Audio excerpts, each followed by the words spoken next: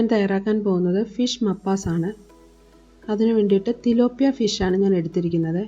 ഇത് ക്ലീൻ ചെയ്തതിന് ശേഷം 3/4 കിലോ ഉണ്ട്.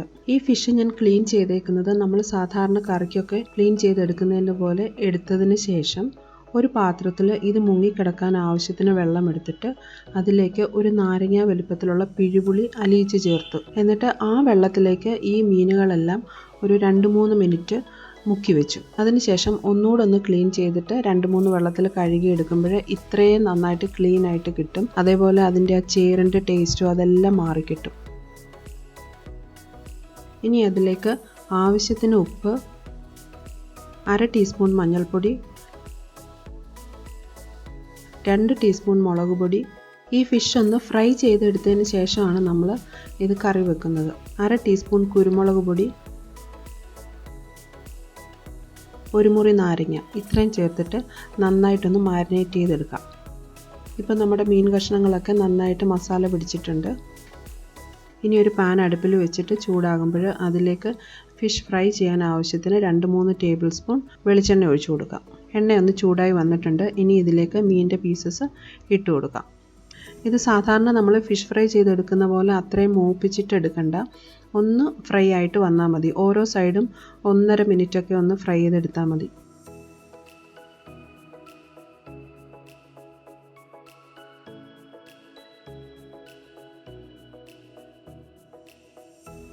ഇപ്പോൾ ഒരു സൈഡ് ആയിട്ടുണ്ട്. ഇനി നമുക്ക് അടുത്ത സൈഡും കൂടെ ഇത്ര സമയം തന്നെ ഒന്ന് ഫ്രൈ ചെയ്തെടുക്കാം. ഇതിലേക്ക് കുറച്ച് കറിവേപ്പിലയും കൂടി ഇട്ട് കൊടുക്കാം. ഇത് വറുത്ത് വരുമ്പോൾ നല്ലൊരു സ്മെല്ലാണ്. ഇതുകൂടി ചേർത്തിട്ട് നമുക്ക് കറിയിലും ചേർക്കാവുന്നതാണ്. ഇതിപ്പോൾ ഫിഷ് മപ്പാസും ഫിഷ് മോളിയൊക്കെ ഒരേപോലാണെന്ന് തോന്നിയാലും പക്ഷേ ടേസ്റ്റിൻ്റെ കാര്യത്തിൽ ഇത് നല്ല സൂപ്പർ ടേസ്റ്റാണ്. ഫിഷ് മപ്പാസ് വെക്കുമ്പോൾ ഇത് ഫ്രൈ ചെയ്യാതെ വേണമെങ്കിലും നമുക്ക് ചെയ്യാം. പക്ഷെ ഞാനെപ്പോഴും ഫ്രൈ ചെയ്തിട്ടാണ് ചെയ്യാറ്. അതിനാണ് ടേസ്റ്റ് കൂടുതലായിട്ട് തോന്നുന്നത്. ഫിഷ് മോളിയിൽ നമ്മൾ കുടംപുളിയും മുളക് പൊടിയും മല്ലിപ്പൊടിയും ഒന്നുമല്ല ചേർക്കാറ്. ഇത് അതുപോലുള്ള ചെറിയ വ്യത്യാസങ്ങൾ മാത്രമേ ഉള്ളൂ. പക്ഷേ എന്ത് തന്നെ ആയാലും ഇതിൻ്റെ ടേസ്റ്റ് നല്ല ടേസ്റ്റാണ്. ഇപ്പോൾ നമ്മുടെ ഫിഷ് എല്ലാം റെഡി ആയിട്ടുണ്ട്. ഇനി ഒരു മൺചട്ടി അടുപ്പിൽ വെച്ചിട്ട് ചൂടാകുമ്പോൾ അതിലേക്ക് 2 ടേബിൾ സ്പൂൺ വെളിച്ചെണ്ണ ഒഴിച്ചു കൊടുക്കാം. വെളിച്ചെണ്ണയാണ് ഈ കറിക്ക് ഏറ്റവും ടേസ്റ്റ്.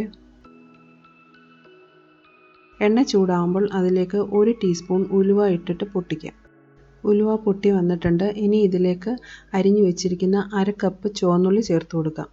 ചുവന്നുള്ളിക്ക് പകരം നമുക്ക് അത്രയും തന്നെ സവോളയും നേരിയതായിട്ട് അരിഞ്ഞത് ചേർത്ത് കൊടുക്കാം. പക്ഷേ ചുവന്നുള്ളിയാണ് ഒന്നും കൂടെ ടേസ്റ്റ്. ഇതിലേക്ക് നീളത്തിൽ അരിഞ്ഞു വെച്ചിരിക്കുന്ന 1 ടീസ്പൂൺ ഇഞ്ചി, 1 ടീസ്പൂൺ വെളുത്തുള്ളി, 4 പച്ചമുളക്. നല്ല എരിവുള്ള പച്ചമുളക് ആയതുകൊണ്ട് 4 ഞാൻ ചേർത്തിട്ടുള്ളൂ. ഇല്ലെങ്കിൽ 6 വരെ ചേർക്കാം. കുറച്ച് കറിവേപ്പില, ആവശ്യത്തിന് ഉപ്പ്,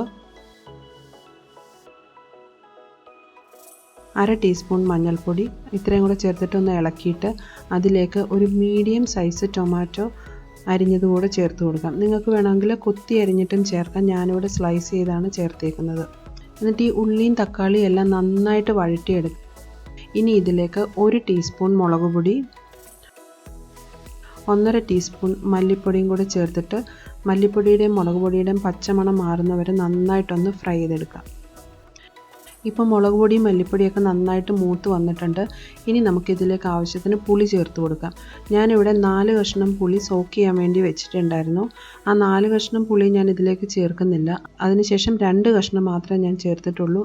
ഇതൊരു 2.5 കപ്പ് രണ്ടാം പാലുണ്ട്. ഇത് നമുക്കിതിലേക്ക് ചേർത്ത് കൊടുക്കാം.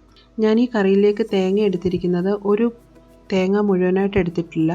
അതായത് 3/4 തേങ്ങ അല്ലെങ്കിൽ 3 കപ്പ് തേങ്ങയുടെ പാലാണ് ഇതിലേക്ക് എടുത്തിരിക്കുന്നത്.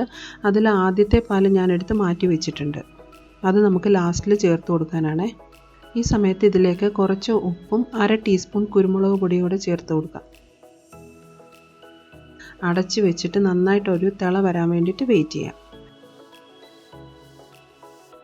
ഇപ്പം നന്നായിട്ടൊന്ന് തിളച്ച് വന്നിട്ടുണ്ട്. ഇനി നമുക്കിതിലേക്ക് ഫ്രൈ ചെയ്ത് വെച്ചിരിക്കുന്ന മീൻ കഷ്ണങ്ങൾ ഇട്ട് കൊടുക്കാം.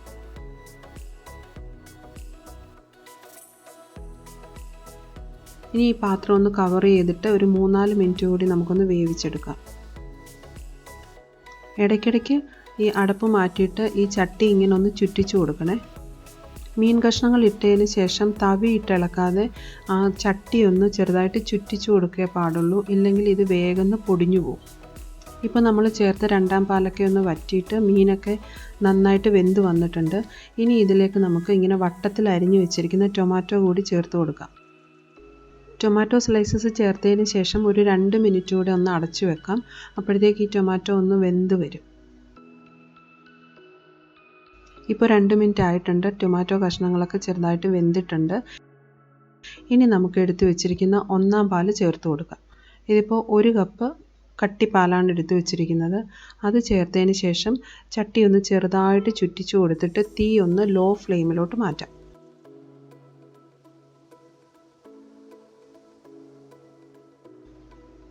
ഇനി ഇതിലേക്ക് കുറച്ച് കറിവേപ്പിലയും ചേർത്ത് 1 ടീസ്പൂൺ വെളിച്ചെണ്ണ മാത്രമേ ഞാനിപ്പോൾ ചേർത്തിട്ടുള്ളൂ. ആവശ്യമെങ്കിൽ കുറച്ചും കൂടെ കൂടുതൽ നിങ്ങൾക്ക് ചേർക്കാം.